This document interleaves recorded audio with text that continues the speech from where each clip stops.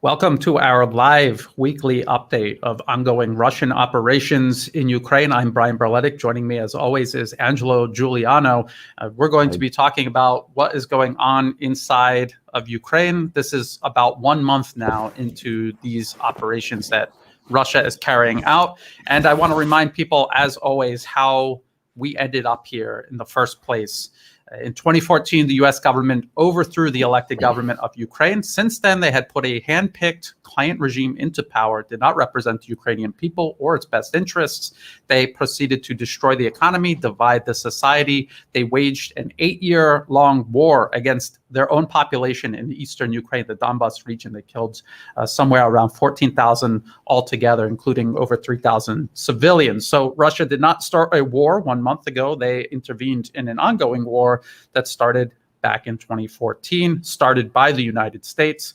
And this was part of a much wider process of encircling and encroaching upon Russia along its borders, overthrowing governments, putting regimes into power that would then choose to join NATO and the EU. This was not these countries deciding this on their own. And what they were basically planning on doing was completing this process by absorbing Russia eventually, ceasing to be a sovereign nation and it being absorbed into this blob that the U.S. controls in Western Europe, which is creeping up to their borders. And I want to remind, and we're going to talk about this because this all leads to China. We're going to talk about how this is just one part of an even wider encirclement of Eurasia, Russia in the west and China in the east. We're going to get into that toward the end of this, but let's do an update. First of all, Angelo, you've been following this closely as I have. Do you have any impressions on what's going on now? We're 1 month into this operation that Russia is carrying out. The last news is that Zelensky is getting very nervous. I think probably nervous of a possible coup, their internal coup. You saw he just banned 11 political parties. It's very funny when they say that Ukraine is a democracy. It is not since 2014. I just want to add a few things. Why it is not? He just banned 11 parties. He closed major opposition media. You know, in the last 2 years, he closed many. There's no dissent voices when it comes to media. He has arrested opposition leaders. You know, one of the main opposition leaders is Medvedchuk. Medvedchuk is more balanced. You know, he wants to just not to go on the frontal war with Russia. They name a Nazi collaborator hero of the nation. He's actually working for oligarch. So he's been put in place by a very rich oligarch. Then the CIA and MI6 are giving direct orders to him. And he's been banning minority languages. So if people are still thinking that this is a democracy, it is not. It is the worst. It's the worst system. And it's been completely hijacked by the US since 2014. So it is not. It's really important just to put it right. Because even the excuse of wanting to export a democracy, it's not there. It's the worst system, and it's run by neo-Nazi. I mean, they're actually, we shouldn't even call them neo-Nazi because they are the real deal. They are the real Nazi. They come from SS Galicia that did the worst crimes. If people can check, SS Galicia, they were in charge of Einsatzgruppen. It was terrible what they did. And they were so bad that the German Nazi had to put in jail Stepan Bandera because he was just too bad. That gives you an idea of who we are dealing with. Yeah, they are the directed descendants. This is a continuous process from the end of World War II up until now. These are the same organizations, the same traditions and culture, if you could even call it that. They are actual Nazis. They're not neo-Nazis inspired by Nazism. They have a direct lineage all the way back to World War II and perpetrating the Holocaust, killing Polish people, killing other Ukrainian people, just like they were doing for the last 8 years, killing their own people in eastern Ukraine.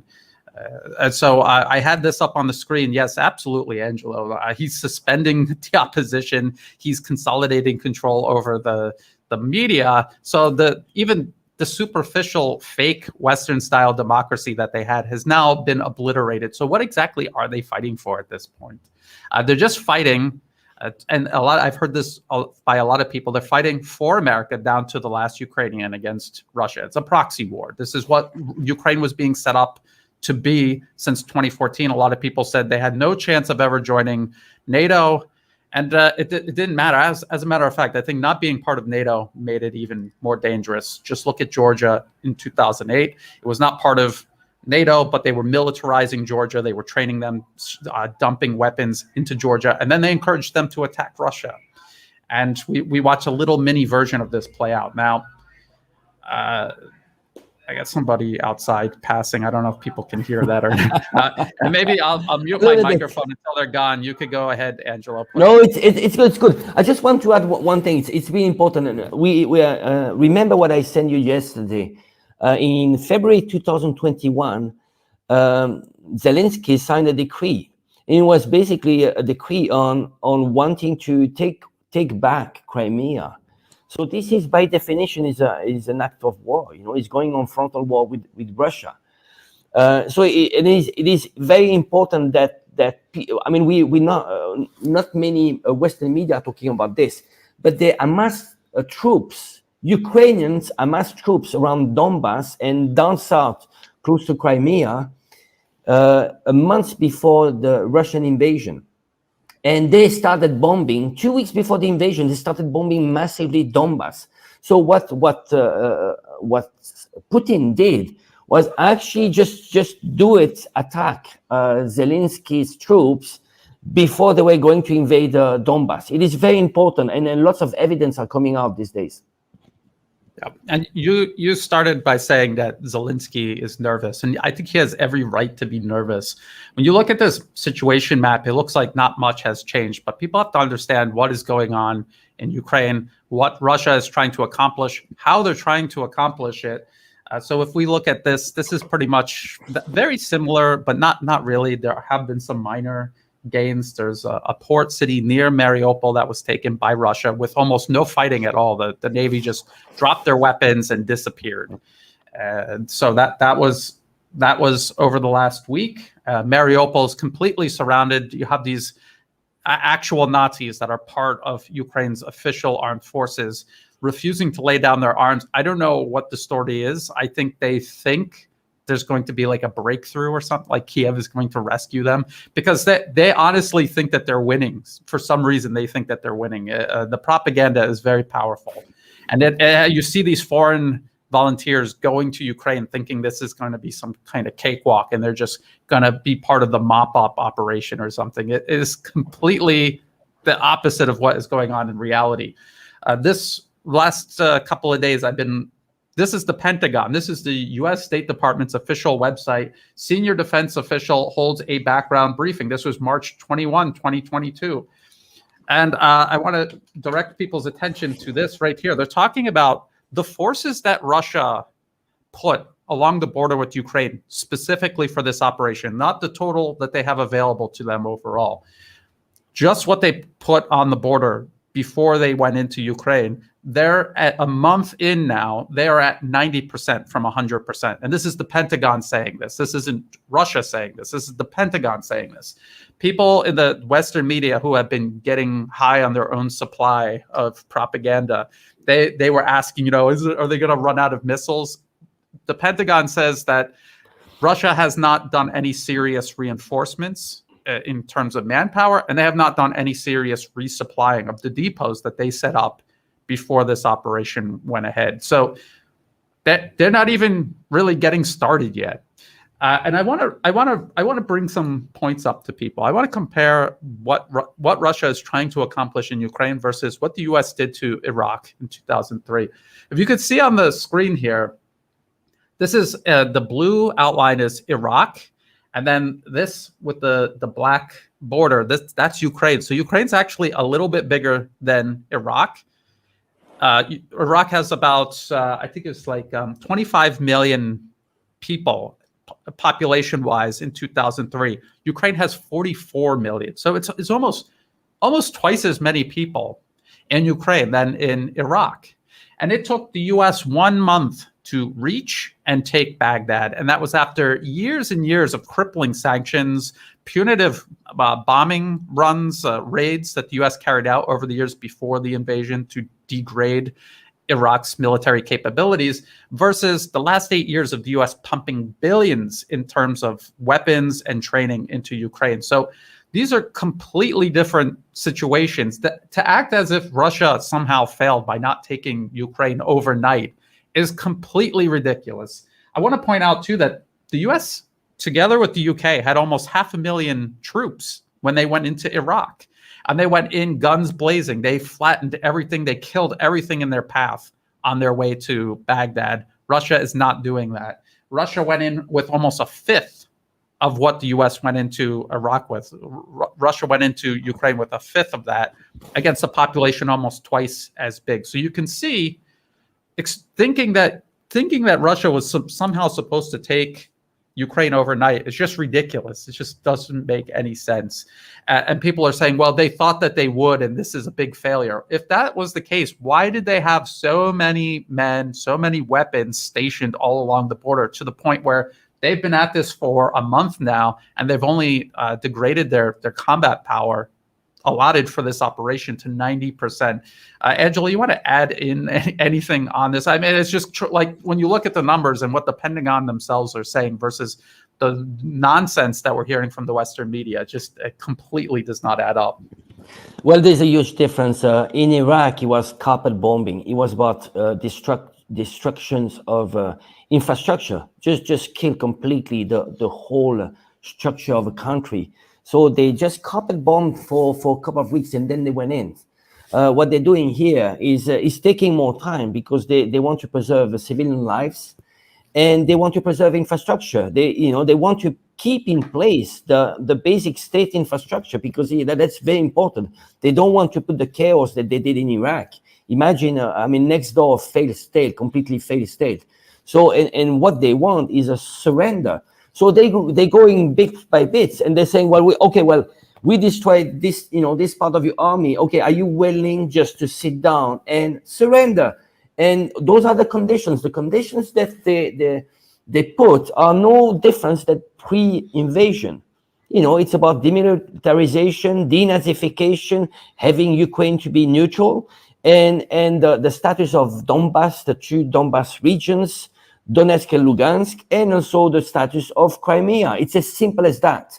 Why they're not surrendering? Because they're taking orders from NATO. So remember, what NATO did and the US did was to push Ukraine into war to confront Russia. And they're using Ukrainian blood to do that. What they did was to provide weapons. The problem is that now they're in a situation where NATO is completely humiliated, and it's showing the world that they've been using another country to fight their imperialistic wars. And that is a huge problem, especially when it comes to Taiwan, because the next front is Taiwan. I'm expecting by the fall they'll be fully working on Taiwan to do exactly the same, saying, oh, you know what? Why don't you confront China? Because we have your back. That's exactly what they did with Ukraine. They say, well, you know what? Fight Russia. Don't give up. Be strong. Sign a decree that you are going to take back Crimea, because we have your back. We are the strongest army in the world.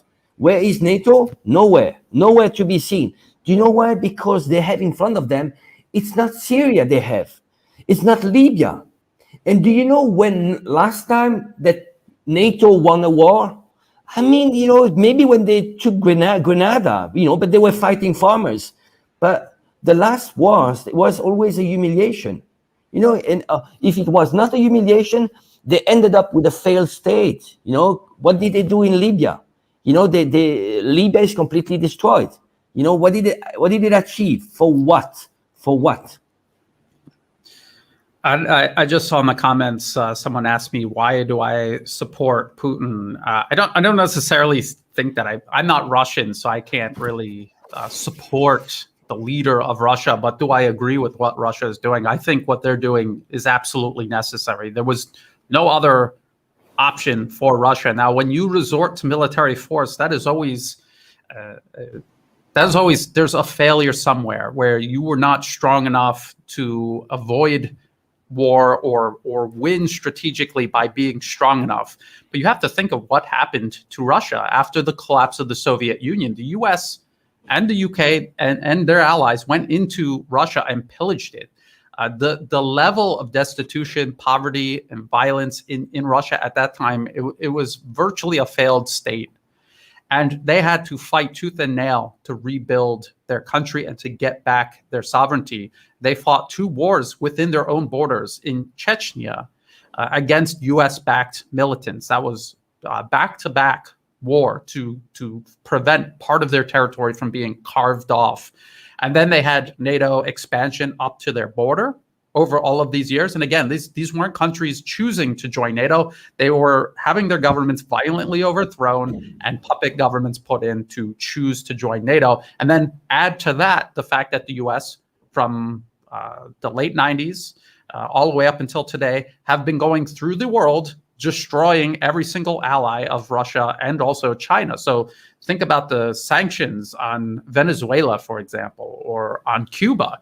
Think about how the US destroyed Iraq, destroyed Libya, is trying to destroy, and right now is occupying Syria and also Yemen. So this wasn't something that Russia decided to do for fun or as an opportunist. This was something they did in self-preservation.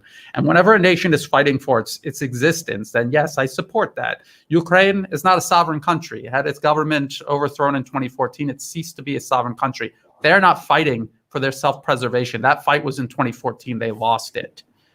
Their hope of being a sovereign nation right now hangs in the balance and is dependent on how this plays out right now. And it is it's not Russia threatening their statehood. It has always been the US and NATO. So I hope that answers that. Someone also asked, how is Patrick Lancaster? He has been in Eastern Ukraine this entire time, covering the 8-year war pursued by the US-backed regime in Kiev. He has a video that came out a day ago. So I'm not in direct contact with him. I don't know, but he, as recently as a day ago, has put out a video. He was in Mariupol, and I mean, it's just destruction. The Nazis in Mariupol, actual Nazis, part of Ukraine's armed forces, they refuse to surrender. And so the whole city is being destroyed as they fight and refuse to lay down their arms. And they're hiding in schools and behind civilians. And I've even heard pro-NATO, pro-Ukrainian military analysts admit that is what the Ukrainian military is doing. They're being very smart by blending into urban terrain, which means hiding behind civilians and civilian infrastructure. I wanted to talk about the hypersonic missile. I did a video on that. Angela, do you have any thoughts on the hypersonic missile? It's Kinzhal. It means dagger in Russian. It was this, I think it's a warplane launched hypersonic missile. It hit an ammo depot. What are your thoughts on that? Well, it's a game changer. Just because it's Mach 10. It can be, it's hard to detect. You can have the Iron Dome doesn't work on this. So basically, you can destroy a complete fleet. So officially, there's only China and Russia that have a hypersonic missile. I mean, probably the US has it too, but it means that actually practically the US could be attacked on its own soil. I ask myself, why is the US so hawkish, in Europe, in Southeast Asia? It's very simple. They're not fighting on their own soil, and they're not fighting on their own blood. They're just selling weapons. They're selling weapons and divide and conquer. That's what they're doing. Now, if you have the US that could be threatened on their own soil, that would change the complete game. With those missiles, if the US realizes, well, you know what, if we are going to go into a nuclear confrontation, oh God, we never get to that. Really, we have to avoid war at any cost. But at least if it becomes a deterrent, maybe that's the solution for peace. Because again, you see what What the US is doing around the world is saying, oh, we are threatened. Come on, we are talking about thousands and thousands of miles away from the US. Who it is threatening? If war happens in Ukraine, I mean, large-scale wars, it's going to be the 1.5 million European soldiers and only 100,000 American soldiers that are going to fight there, but it's not going to be on American soil. It's going to be destroying. It is actually already destroying Europe. The consequences, when you are talking about economic consequences that this is happening right now in Europe are huge. And it's not touching the US. Again, so you see, so when it comes to the missiles, it's maybe this is a game changer, and it's a good deterrent. It's the whole point is that it goes so quickly. First of all, it's creating a plasma field ahead of it, which absorbs radio waves, which means it is very difficult to see by radar. And because it's going so fast, there is so little time to actually intercept it.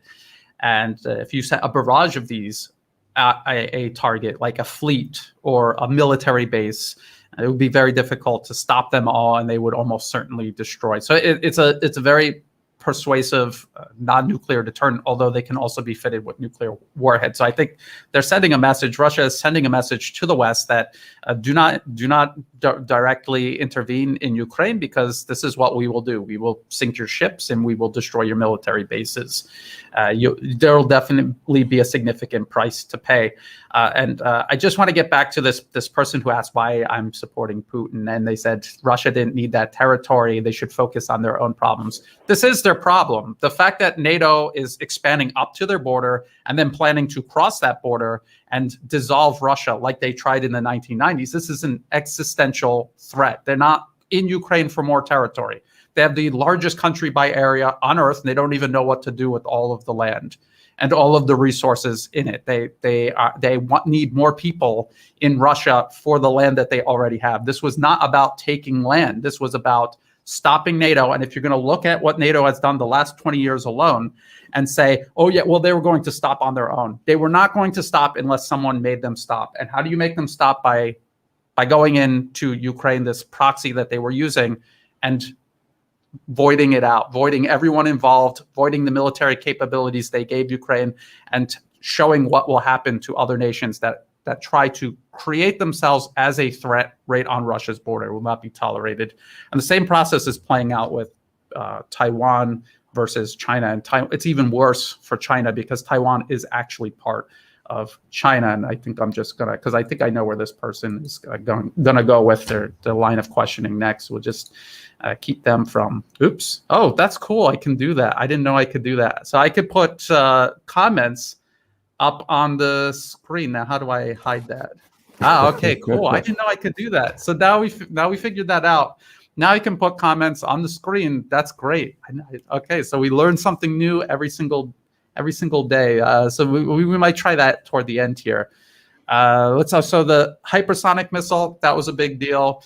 The taking of this port near Mariupol, that is a big deal. The fighting in Mariupol, this is something that we need to keep an eye on. The fact that the Pentagon says that Russia is only down to 90% of its combat power allotted for this operation, that is a major deal. Now, this is what caught my attention. And Angelo, let's see what you think about this. Also, have you seen this? So this is a U.S. admiral complaining that China is militarizing the South China Sea, which I guess in a way they kind of are, but why? Angelo, why do you think China feels the necessity to militarize the South China Sea? Do you think that they want to disrupt shipping in the South China Sea? No, well, it's very simple. It's anti-missile. It's a counter-power projection. So basically defense. So and a lot of those islands are actually used for jamming, jamming systems, like anti-missile, basically for protection, but they're getting ready. And, the countries around the region, because those islands are, are problems, there's lots of tensions in the area, but they're not making a big fuss out of this, the countries around that, because they know this is a defense. It's a defense for China. And they're getting ready. So you see, people, they realize, they have a short attention span and they don't see that long term. Well, China probably, what China is doing now, it started probably 20, 30 years ago. And the same as what Putin did right now. It's what we call a contingency plan. He didn't plan to attack Ukraine, but that was one of the plan if Ukraine was to do this, and that. And that's what they ready. Both China and Russia, they're ready. They're working hands in hands just to counter this project of a new global order. I don't know if you saw that speech of Biden. He still mentions we want this new global order, and the thing is that it's failing completely. It's backfiring completely. You can see there's some interesting stuff happening. Things that would be just unthinkable. Saudi Arabia, agreeing to deal selling oil to China using RMB. You have UAE meeting with Russia. You have Syria. Syria. Yeah. Exactly. You have India willing just to buy buy goods from Russia, wheat and oil, and not in US dollar. You see, this is backfiring actually. Once the trade, the global trade is going to shift, part of it is not going to be in US dollar denominated currency, then the whole game is going to change. You won't be able to print money for free. It's gonna, from now on, if you print money US dollar, you are going to have hyperinflation. You won't be able to do that. Again, it's been since the Bretton Woods after war that the US is living at the expense of the rest of the world. Why? Because they have the global currency. They need money, they print money. Or they impose countries to buy US debt. Now, the last 5 years, neither Russia or China has been buying US debt. They don't. They've been recycling. Russia has completely dumped its US bonds and US dollar. And China has been recycling its US dollar trade surplus into the Belt and Road Initiative and into gold. And this is why everything is crumbling. It's collapsing. And this is actually the tipping point. What is happening in Ukraine? Don't look at Ukraine as a single event. This is a tipping point. From this, everything is going to change. And the ultimate game is money. Keep in mind, it's always money. I just want you to do the parallels to the Opium War. It was exactly the same. Opium War was, there was a huge trade surplus. China had a huge trade surplus with England, and it was amassing lots of silver. So England had no more silver, and this is why he attacked China. He deposed China to buy opium, to balance the trades between England and China. So it comes down to money and trade, and on this front, both the EU and the US are failing. Yeah, and I was listening to some financial commentary regarding Russia and its preparations for this current operation, which go back years. And this one particular person said 14 years, which I can believe, because this was a problem that you could see coming from years ago. Years ago, we were talking about this and writing. I was writing about this back in 2011, the Arab Spring. John McCain, U.S. Senator, now passed away. He had said that the Arab Spring was a virus, their virus, that was going to go eventually to Russia and China. So they knew about this. They knew this threat, and they've been preparing for it ever since, creating their own social media networks, creating alternatives to the Western financial system, the SWIFT system, for example.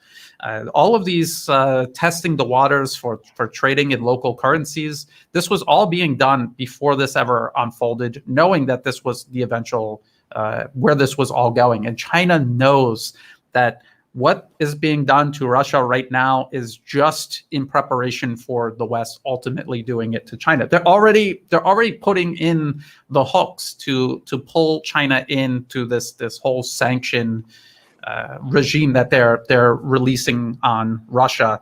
Now, because I can share the comments, I want to point out this right here, that this is absolutely true, and I hear people doing this. If you see me comparing what Russia is doing in Ukraine to Iraq, it's just in terms of numbers. I would just want to show people how many fewer troops Russia sent in a country with a much larger population versus what the U.S. did. And what the U.S. did was completely destroy Iraq to the point where 20 years, it's still wrecked. It's still trying to pick itself back up.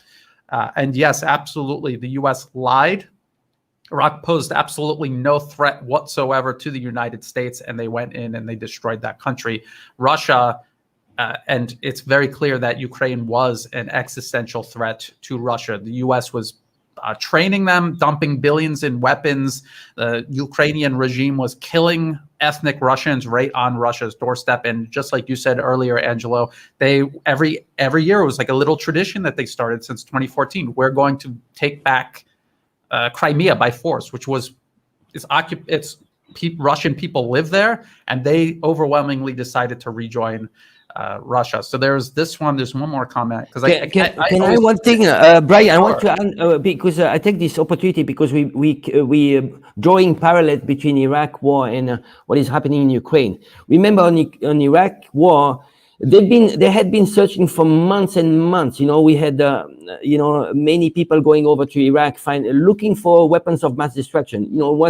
And we all knew it was fake all along. In reality, when you look at Ukraine, they're actually working on weapon of mass destructions. Nolan, she was, she actually said that they had biolabs, US funded biolabs all around Ukraine.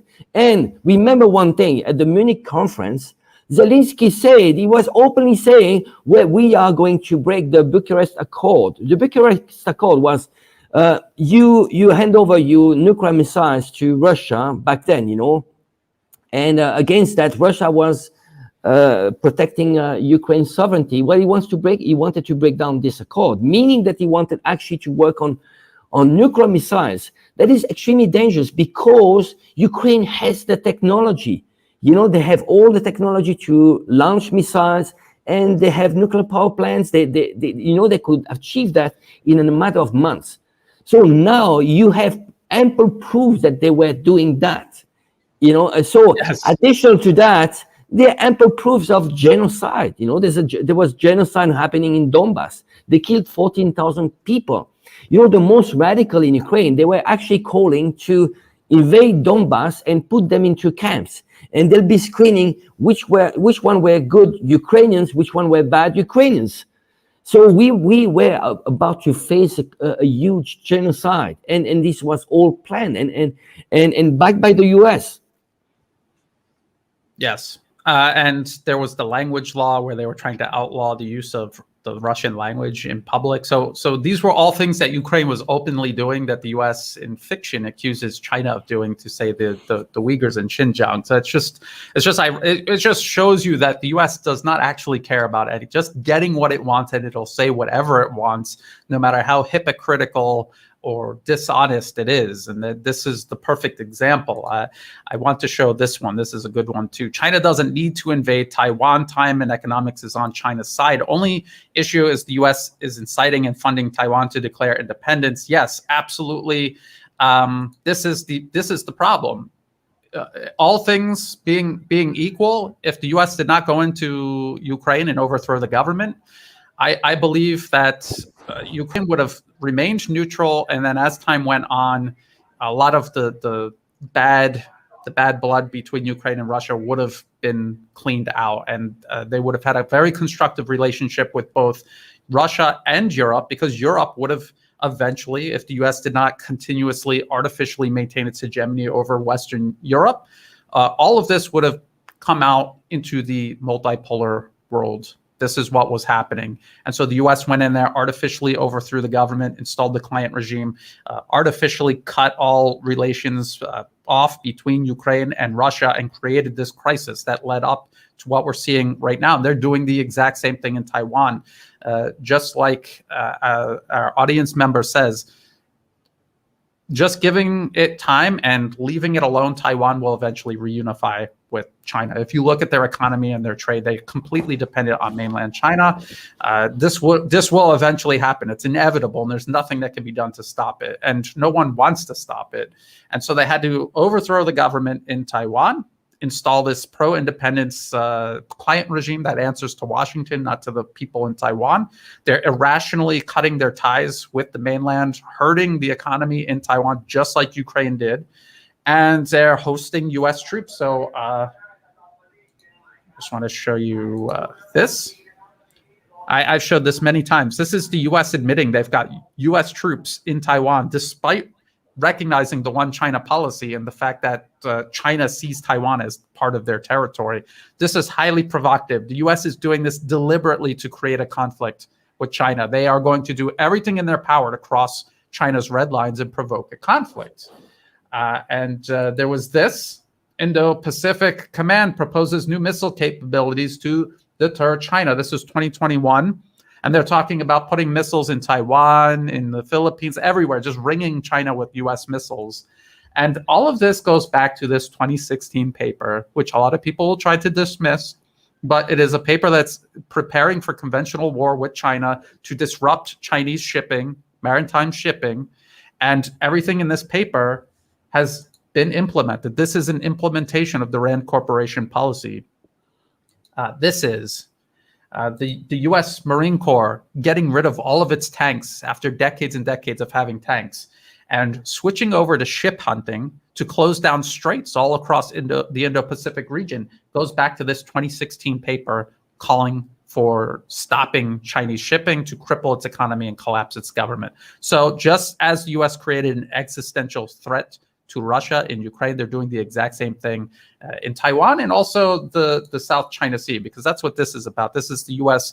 complaining about China militarizing the South China Sea, but not admitting the existential threat the U.S. is creating for China in the South China Sea. And I want to point out this one other thing. This is from CSIS, which is a U.S. government arms manufacturing funded think tank. This is how much trade transits the South China Sea. So is it in China's best interest to disrupt trade in the South China Sea or to protect it? This is 26% of total South China Sea exports benefits China. So it's going to be the biggest loser. Let's see the United States. I think we got to go this way. Look how U.S. doesn't care about the South China Sea. They don't care about disrupting that. And in the Rand Corporation paper, it even says, if it is a year-long conflict, the U.S. will suffer economically, but China will suffer more, and that's why they want to fight it. And so this is what the U.S. is planning. This is what they're writing in their policy papers. This is what they're implementing as policy in the Indo-Pacific region, all around China. This is why China is going to support Russia, because they understand that what's going on with Russia is part of a larger plan to encircle and contain China that goes back decades and transcends every presidency without exception. Angela, you want to add anything to that? Yeah, well, I think what China is doing is actually learning a lot from Russia. So China is working the same as what Russia did the last 8 years. It's working on its self-sufficiency. And the weak point of China is that it lacks the resources, natural resources that Russia has. So when you look at now the sanctions, what is it doing to Russia? Absolutely nothing. Absolutely nothing. In reality, the prices of oil and gas are going up, and they are still there. They haven't shut down the supply of gas and oil to Europe. And it will not do that in the next few years because Europe is dependent on Russian gas. You cannot switch off overnight. Now I want to go back to Taiwan. It's really important. Just this is something that we are going to focus more and more in the next few months.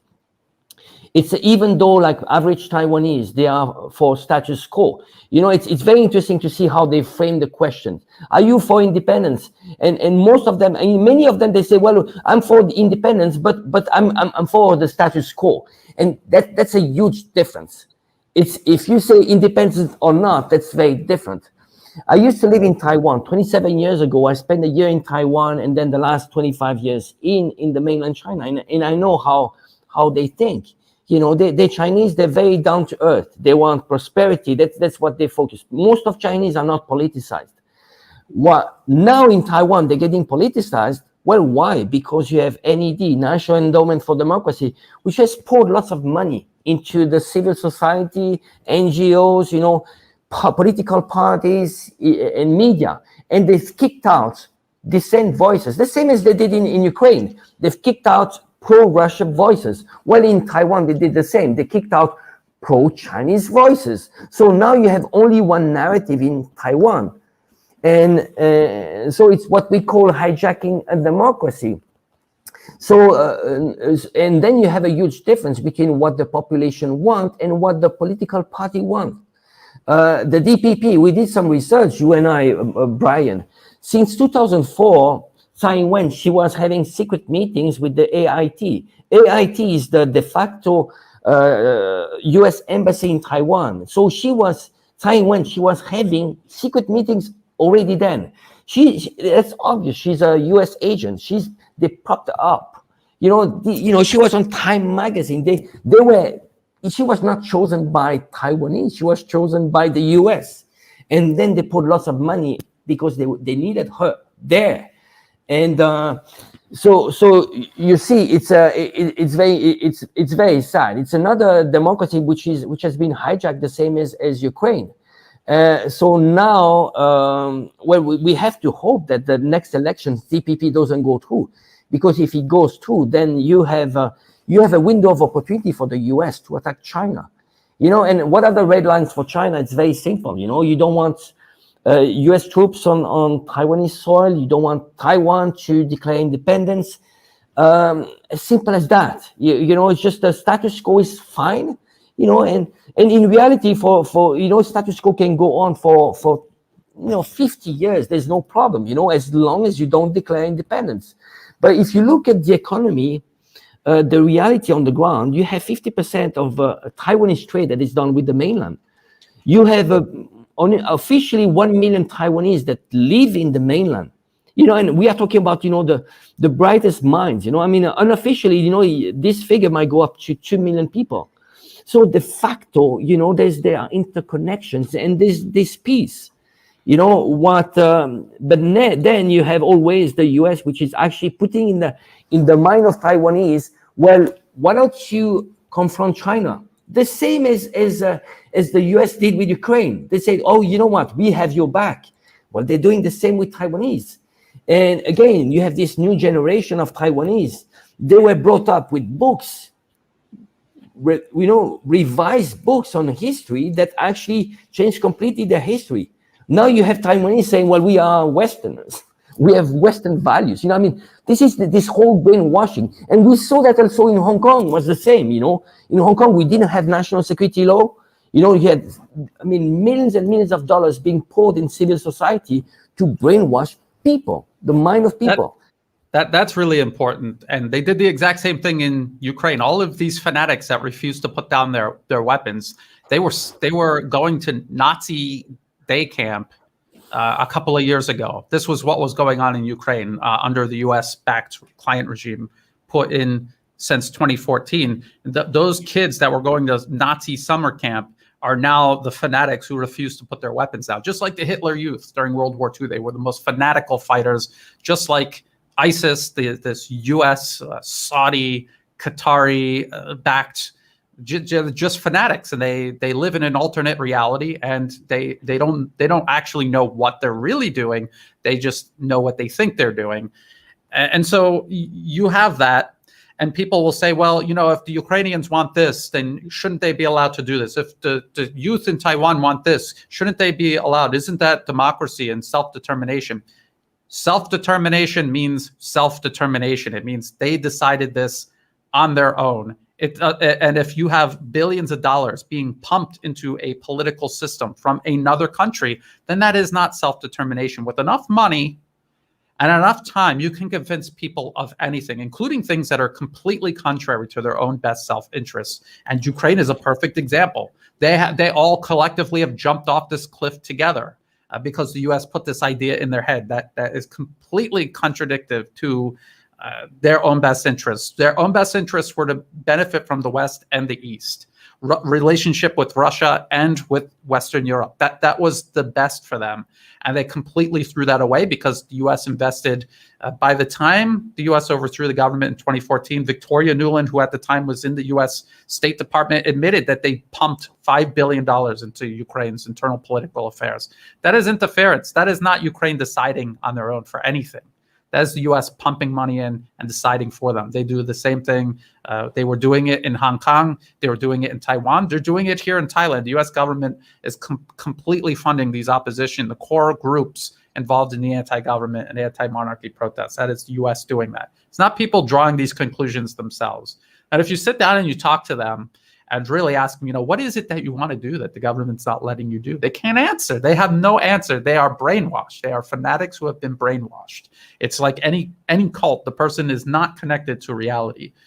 And so it's extremely dangerous. What the U.S. is doing in Taiwan is extremely dangerous. And like I said, you already see them looking for excuses to put sanctions and carry all of this hysteria and hate that they have created. Again, look, that's another perfect example, not to jump all over here, but look at how people overnight suddenly became in love with Ukraine and this just fanatical, irrational and completely insane hatred for Russia almost overnight. And this was purely produced by the Western media. These people were not paying attention to what was going on in Ukraine the last 8 years.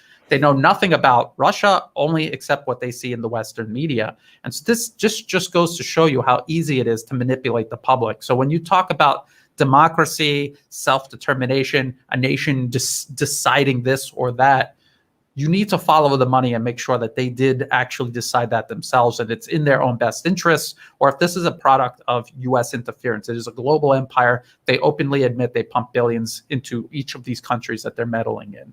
I don't know if there was something you wanted to add to that. Well, I think we should go back. I mean, really to this Nazi movement. I think people they have no idea what is going on in Ukraine. It's extreme. I think the same as we created the ISIS and Al Qaeda. Remember, I mean, we were Western countries funded. They propped up those movements, and they became the Frankenstein creators that actually backfired. And this is extremely dangerous. What we did in Ukraine, we created the equivalent of the SS, that actually had the real power in Germany. Remember, they could kill whoever they wanted, and the Wehrmacht, the 90% of the army, they were like regular people. So what happened in Ukraine is that those people, they are behind Zelensky and he cannot do anything. You know what happened in Minsk II agreement? They killed one of the negotiators because he was too smooth. Recently, a few weeks ago, they killed another negotiator because supposedly he was pro-Russian, maybe because he was doing concessions. So what happened in Mariupol? What they did was to create this movement because they needed radicals, cosmopolitans, kids like nowadays. They play Nintendo. They're not radicalized, that. But then, if you brainwash them, you make them angry. Angry against whom? Against Roms, like gypsies, against Jewish, and against, when it comes to Ukraine, against Russians. So this is why now, why the Russians, they focus on Mariupol and this cauldron where you have Nazis. Because they know once they kill those Nazis, they get rid of those Nazis, then you are going to have a surrender. Now, the Ukrainian army is not surrendering. Why? Because they'd be killed by those radicals. And they're willing to die, because they're completely brainwashed. But this is an extreme big danger. We have created an ISIS in Europe. Imagine if you have those radicals now, they become refugee in Europe. It will happen the same as we had the UCK. Remember the UCK, the Kosovo radicals. It was labeled a terrorist organization. Well, they ended up being refugee in Europe, and they started actually mafia gangs. They took over. Like human trafficking, and that will be the same with those radicals, but even more. They're nuts. They're completely nuts. Yeah. I don't know if you can see when I put that. Can you see when I put a comment up on the screen, Angela? Yeah, I can. Okay, so I just wanted, because you were just talking about this. So Twitter is silencing accounts left and right for showing pictures of civilians tied up to street lamps in Ukraine. Yes, absolutely, because Twitter and Facebook, along with the U.S. State Department, whom they work with, and the rest of the Western media, they do not want you talking about Nazis in Ukraine. They do not want you showing what they're doing. And Angela, that is a really good point that you just made about why they're focusing on Mariupol, this nexus of Nazism, because that's where they sent them all as part of containing eastern Ukraine. And all along the line of contact, these are where the most experienced, most well-equipped soldiers were sent. And they cannot just pick up and leave, because where are they going to go? They're already dug in there. They know if they pick up and they run, they're going to be easy targets. And so it's a cauldron. It's a cauldron because it's like almost completely encircled with just a little bit of room for escape where you really can't escape. It's an encirclement, and you're absolutely right. If they are liquidated or otherwise neutralized, whether they surrender or if they refuse to surrender and they're eliminated, who's going to threaten everyone else who wants to compromise and come back to reality? And the answer is there won't be any left. So this is very important. Hold on, I just saw someone say, "Isn't Russia also employing Nazis, the Wagner Group and Sparta Battalion?" No, they're not. Azov Battalion is an official formation within Ukraine's armed forces. It is the only nation on earth right now that has actual Nazis under the banner of Nazism in their armed forces. It's not like a couple slipped through the cracks. Spartan is one of the separatist forces in eastern Ukraine. They couldn't be less. I don't know where they got. Oh, they're Nazis. If any picture you see them, they're covered in St. George ribbons. They're like, it's like the St. George ribbon is like to Nazis as garlic is to a vampire. They're not Nazis. I've not seen any evidence to suggest that they're Nazis. And the Wagner Group is this nebulous private organization that they claim has some sort of connection to the Russian government, and they don't show any evidence of that. And so how are you picking some kind of private organization, very nebulous, no evidence? How are you citing that? And then the Spartan Battalion, how are you connecting that to Nazism and comparing that to Azov? Azov and Aidar and several others are actually officially in Ukraine's armed forces. They are an entire military formation of Nazis in Ukraine's armed forces. The only country in the world doing this right now. Angela, you want to add on to this? Yes. This all the time. This is extremely important. I mean, a lot of people, they don't understand. There are neo-Nazi movements around Europe and the US, but those ones, they're not the radicals. They are like kind of anti-system, and they romanticize the Hitler. They just romanticize, but they're not in for the killing. What you have in Ukraine is very different. This is the real deal. This is a continuation of the Nazi of the World War II. They are in for the killing. What you have around the world, I mean, I'm not impressed. When I see a neo-Nazi around the world, I mean, they might not even hate Jews. They don't even care. They just romanticize. It's like those people, oh, I want the next cool thing. It's just stupid. Of course, you have swastikas on your body. It's extremely stupid, but I don't associate this with hate. I'm not scared of those ones. But if I was to go to Ukraine and have those guys in front of me, I would be scared, because those guys, they're in for the killing. They're in for killing Russians. And that's what they do. That's what they do. There's a huge difference. I grew up here in Switzerland, and I have friends, neo-Nazis. I mean, they were just stupid. And they were like far from being violent, in for the killing. What you have in Ukraine is the real deal. Wake up. This is the real deal. This is why they desperately needed them to fight the Russians, because otherwise the regular army wouldn't fight the Russians. I just want to show you this. This is from Time Magazine. It's been online since January 9th, 2021. And now look, and there was no restriction or anything on this video. Now they've done this because this is what people were saying. Hey, There are actual Nazis in Ukraine's military, in their armed forces. They're not like a couple of guys who slipped through the cracks in one or two particular units. It is an entire formation with summer camps for children, with infantry, artillery, tank forces, because Azov battalion is a misnomer. That is just what they call themselves, but it is not a battalion. It is much larger than a battalion. So when you click on this to proceed, they're going to show you Azov, and they're just straight up not. This is a Nazi symbol. It's not, like in the U.S. military, they find Nazis from time to time, and then they kick them out. This is a whole formation under the symbol of Nazism.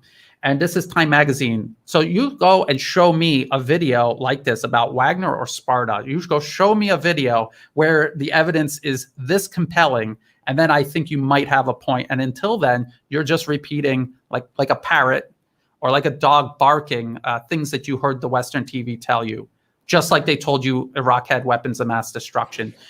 Trying to claim that Russia is somehow the Nazis when in Ukraine that literally got swastikas all over them. And they're running around with guns. It's just one of those times in history where the West has just completely gone off the rails with the propaganda. And when people fall for this, you can't even talk to them. And this is what has been stressing me out for the last month, Angela. I don't know about you. I mean, I find myself sitting there having to explain to people why Nazis are bad. I never thought in all of my life of all the dumb things that I would have to explain to people. I never thought I would have to explain this, but apparently you do. And as people have been pointing out in the comment section, Twitter, Facebook, YouTube, they're just deleting people for talking about this. When Time Magazine covered it, The Guardian covered it, Reuters covered it. I have videos and articles where I go through all of the mainstream media, including U.S. State Department funded, Radio Free Europe, Radio Liberty, where they are talking about Nazis in Ukraine. This was a thing. This is a thing. They just decided to cover it up now, just like how they tried to rehabilitate Al-Qaeda and even ISIS in Syria and Iraq because it was convenient politically, because the U.S. will find the lowest common denominator in any given country, anyone willing to work with them, which is usually violent, criminal, racist, extremists. These are the type of people that gravitate toward working with the U.S., and that's who they end up having to work with. So it would be comical if people weren't dying by the thousands or tens of thousands. But the fact that they're linked up with Al-Qaeda and ISIS in the Middle East, with literal Nazis in Eastern Europe, because it's not just Ukraine. You have Nazi extremists in Belarus when they were protesting, and they had this white and red flag. That is not Belarus's flag. That is the flag of Nazi collaborators from World War II, just like the red and black flag was the Ukrainian Nazi collaborator. So it's all hidden in plain view. Everyone can see this. If you're watching the BBC, you will see the white and red flag. The BBC just won't tell you what it means. You want to add? I think this is a really important point. So, Angela, if you want to add even more to that, please. Well, extremely important. Stepan Bandera, he was elected, like the hero of the nation. I mean, we are talking about a Nazi collaborator during World War II. It was SS Galicia. They were terrible, and they were in for the killing. So they had big problems with they had two enemies, the communists and the Jews. So it was very easy for them to partner with the Nazis. So what happened after World War II, they remember this Gladio operation. There were actually lots of Nazis were recycled. They were recycled into European politics, in NATO. They were sent to the US, and the paperclip as well, there's just so many Nazis. And Stepan Bandera was exfiltrated to Germany. And in reality, this neo-Nazi movement never stopped. It was always there in Ukraine. Because there was the idea of Gladio operation. You leave behind agents. So all along, even when there was an Iron Curtain, they were doing stuff underground, and they revived since the 1990s. They revived that. because when you look at the history of Ukraine, you have those tensions, those divides. It's not a natural country because you have, on the west you have minorities. You have that are Catholics. They're not Orthodox, Polish and Hungarian. Then you have in the center the real Ukrainians, and then on the east you have the Germans, not the Germans, the Russians. So what they did, it was the divide and conquer. How you can divide. People have been living alongside for centuries. How you can divide them? It's very easy, and they've been doing that. Imperialist power, they've been doing that all around the world forever. If you go to India, they would go inside India and see which kingdom I can put against which kingdom.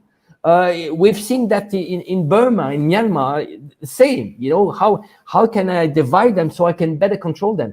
They tried the same. They instigated hatred between Ukrainians. They were living together for alongside. And they have the same roots. Remember, Ukraine, Kiev used to be the capital of Russia. Yes. A long time ago. Imagine for Russian what it is to the pride of Russian having Kiev, turning neo-Nazi. Nazis, when Russians suffered, 27 million people died, but not for Russia. They died for us, for the free world. They died for us. And what we did was to impose a Nazi movement in Ukraine. That's what we did. Yes. And I just want to show people, in case they think you're making this up for some reason, Angelo, this is nasa.gov, biography of Wernher von Braun. He was like the top scientist, rocket scientist for NASA during the Apollo program, sending the first people to the moon.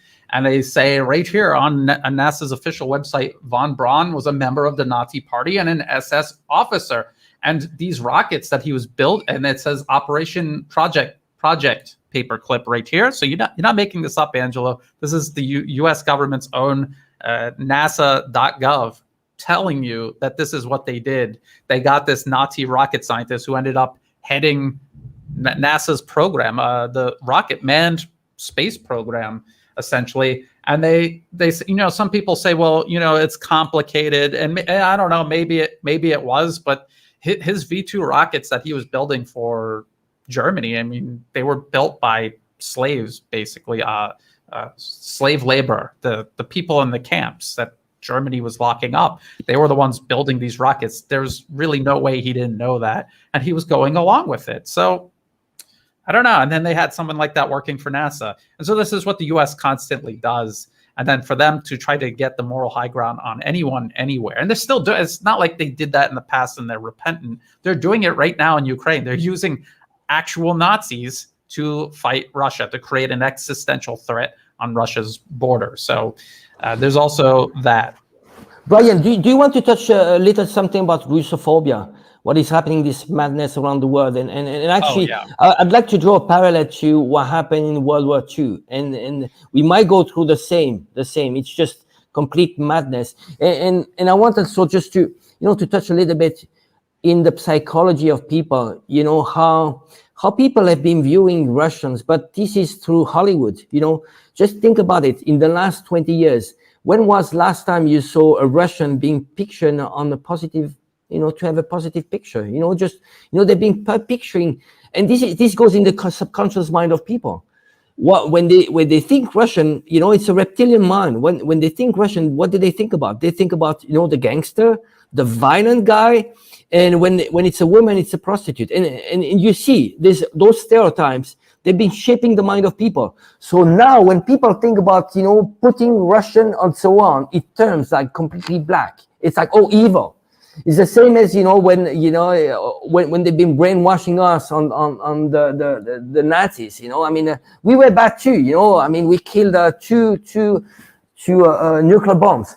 So that is extremely dangerous. We need to be careful, because the next step, if we are not even at war with Russia, what is the next step? Are we going to put them in concentration camps? This is how mad the people has gone. question a little bit, critical mind, because where are we going? History, they want to cancel Tchaikovsky, they want to cancel Dostoevsky. There's so much, this is so much deep history. It's part of our history too. And people, they're just people, and Putin, Putin is popular to Russians. We don't need to love Putin, but Russians love him because he's been good to his country. Yes, and I want people to pay very close attention to what's going on across the Western world, and what they're trying to encourage elsewhere beyond the Western world. This just irrational hatred of Russia. Now, if the facts were in the West's favor, they would make a logical argument. The facts would speak for themselves, and it would be so damning that things would fall into place naturally. But because they are constantly working against the truth, they have had to appeal to, like you said, like the reptilian brain, just people's basest of instincts and hatred and phobias, and prey on that so that they can sidestep any sort of rational argument. Because if you have a rational argument about what's going on in Ukraine, it does not favor the U.S. The U.S. is the one who created this crisis and is perpetuating it. And so you got to think about that, and then look at what they're doing. You said they're canceling classical music. Even if you for some reason thought that Putin was evil and Russia was evil, this music was written before there was even in some cases, there's some of these things that they're going after is before there was even a Soviet Union, let alone a Russian Federation. So it makes no sense at all. Again, it's just blatant and open racism and bigotry. And what they're doing right now is going to look like the good old days when this is flipped and then turned against China, because there's always been this animosity against Asians and China in particular, just under the surface, especially in the US. I grew up in the US, and so I know this. I was around people who didn't like Asian people and hated China.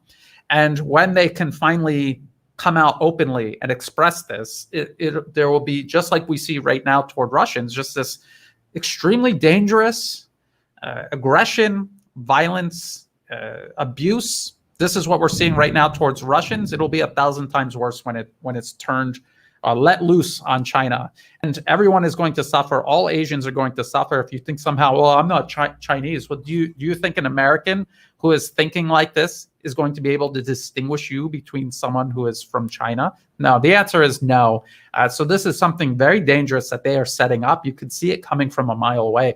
And people say that I'm an alarmist or that I'm fear-mongering, but we just saw it done to Russia, and they are most definitely working on doing it to China. So I'm just telling, I don't know what the answer is to it, except to condemn it and warn people about it. But just ask yourself, where do you want to be when this all happens? I'm in Thailand, so I'm relatively okay, but not really. But if I was in the U.S., I see people trying to get the truth out there about what's going on in Russia right now. And they are in the U.S. and they're walking on eggshells so that they don't get completely deleted from the media. And if things continue to spiral downward, this could end up being some sort of criminal action. Just telling the truth will become criminal, and you will get in legal trouble. You'll be facing legal trouble. As a matter of fact, in Eastern Europe, there are people being arrested for supporting Russia. That's happening. Yeah, and can I this is something extremely important. People think that it's going to be, they're safe just by having a US passport. just forget about this. This is going to be about ethnicity. I'm just going back to World War II. There were 120,000 ethnic Japanese with a US passport. They were put in internment camps. If this was to happen in the US, you would have Asians, and it would be indiscriminate, Asians and Chinese, even second, third generation. There's a possibility they would put them in camps. This is, it's the same that we have. It's the same, we're not even at war. You see this cancel movement.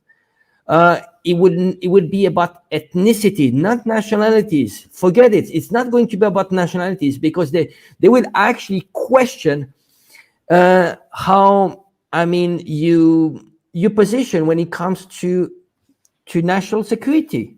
So you look Chinese. It doesn't matter, you're second, third generation. It doesn't matter to us. They will question that, So it's going to come down to ethnicity. So you see that, the races we see now in the U.S. You have people, Russian, have been living forever in the U.S. and they're being targeted, and we're not even at war with Russia. Imagine what's going to come out after. And you said it right. They're canceling dissent voices. I mean, so many people, they're just scared. And a lot of people, you can see influencers, they don't want to take side just because they know there's a huge price to pay. It's maybe they've been siding for China, but they're like, should I side with Russia, even though it's right to side with Russia? Well, no, there's a heavy price to pay. Yes, and you said it perfectly. The U.S. is not even at war with Russia, but there's just the hatred and contempt that they have for any nation that stands up to them in any way, let alone the very aggressive way Russia has stood up to the West. So there's that. But then just imagine, because we see what the U.S. in their own words, what they are preparing to do to China. And you have to understand, they are willing to sacrifice the U.S. Navy to do this. If they can tie China up for a year and destroy its economy, they don't care if their entire fleet goes to the bottom of the ocean, as long as they derailed China's economy long enough to collapse it or semi-collapse it and buy the U.S. another 10, 20 years of hegemony over the world. This is a price they're willing to pay. They're not going to have a non-white nation surpass them. They are saying they're not going to.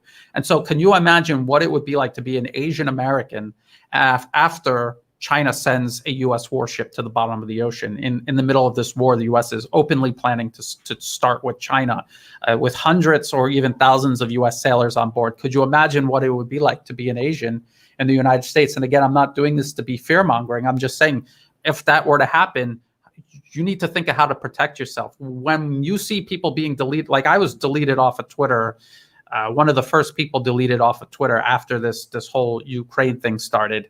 And then I'm watching other people get deleted off of YouTube and Facebook and everywhere else. So I'm preparing for myself to be the next one deleted off of YouTube or wherever. You have to start preparing. Don't wait until it's already happening. When it's already happening, it's too late to do anything. If you're in the U.S. trying to get out in the middle of this hysteria, just think of how that's going to be, how that's going to play out. It's not going to play out well. And I don't wish that on anyone. And I hope that by us putting this information out and trying to inform people and encouraging people to wake up other people, we can somehow prevent this or minimize it as much as possible. But if you can't prevent it, what are you going to do to prepare for it, to protect yourself when it happens? Angela, I don't know if you have any advice on that. It's more on the viewer, as if you can support Brian's channel's New Atlas. I mean, Brian is putting lots of energy into this. He's put himself at risk. He's out there. He's been out there not from yesterday. I've been following Brian for a decade now. He was writing under the pen name of Tony Catalucci. And it's very important. It's one of those heroes that actually is willing to take the heat, for telling the truth. So if you can help his channels, you have a Patreon, account, buy me a coffee.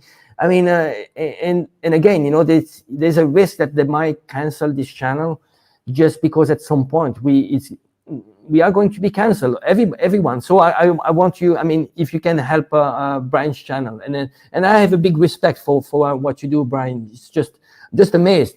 I know what it is to take a hit, to be hammered. This is inconvenient truth, just to be out there and saying, we're going against our country, but it's not. Actually, people see it wrong. We're not going against our country. We are frustrated that our country is being hijacked by elites. And ultimately, who's going to pay is American people, is European people. This is my frustration. Deep inside, I do love my country. I mean, really. And this is why I'm out there just saying that what is my country is doing is wrong, because I care for my country and my people. But the problem is that we have countries that are being hijacked. Ultimately, going to war with Russia and China It's not going to benefit average people. Who's going to pay for inflation now? It's people, you know, and who's going to benefit is the military industrial complex and the elites. It's always the same problem. So when you are having Ukraine flag just to look cool, just think about it. Was it a planted idea, or is it like truthful? I mean, is it working on your side? It's not. It's not. You're doing what they want you to do. Yes, and Angelo, thank you. And I just want people to know, when I first started doing videos, it was because behind the scenes, Angelo and some of the people that he works with to help get information out, they encouraged me to do it, and they helped me make my first couple of videos. And Angelo has been indispensable ever since doing this almost weekly program that we do. I'm on YouTube right now, but I also have this channel on Odyssey, and I also have my videos being backed up automatically on Rumble. And all of the links to this and ways to support my work and ways to share my work is all in the video description below in every one of my videos. So you can check that out. Because we're past 1 hour now, I want to thank everyone for tuning in live. If you're watching this afterwards, please like and share it. It really does help. And please start looking at where you can find not just myself on other platforms, but everyone in the alternative media that you follow and whose work you respect. And there's a lot of them out there, which is a good thing. Start looking at where you can find them elsewhere, because Twitter, Facebook, YouTube, they've made it very clear that you're not going to have an opinion. You're going to repeat what they say. And if you don't, you're gone. That's where we're headed.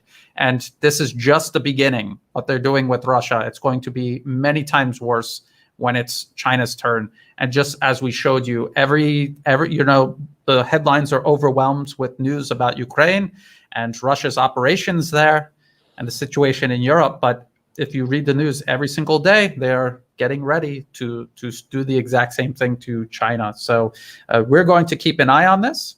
Again, thank you, everyone. Again, thank you very much, Angelo. And until next time, bye for now.